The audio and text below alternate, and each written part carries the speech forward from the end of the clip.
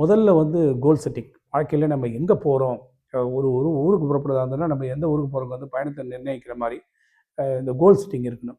அதுக்கு வள்ளுவர் என்ன பண்ணுறாருன்னா, ஒரு உயர்ந்த இலக்கை வந்து நீ தேர்ந்தெடுக்கணும்னு சொல்கிறார். காண முயலுது அம்பினில் யானை பிழைத்த வேல் ஏந்தல் இனிது.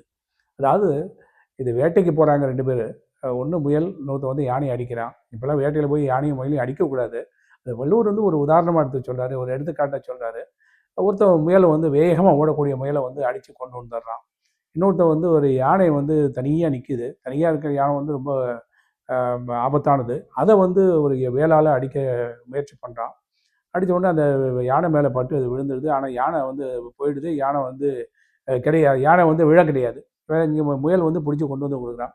ரெண்டில் எது சிறந்தது அப்படின்னு பார்த்தா வள்ளுவர் சொல்கிறாரு, இந்த வேகமாக ஓடக்கூடிய முயலை அடித்து இது கொன்றதை விட இந்த யானையை வந்து தாக்கி அதை வீழ்த்தாமறது கூட பெருசு.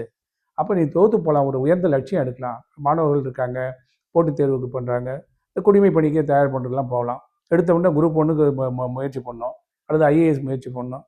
எடுத்தது ஆரம்பிக்கும் போதே கீழேருந்து ஆரம்பிக்கக்கூடாது. மேலே உயர்ந்த இலக்காக வச்சுட்டு கிடைச்சாலும் சரி கிடைக்கலனாலும் சரி அந்த உயர்ந்த இலக்கை தேர்ந்தெடுக்க வேண்டும்.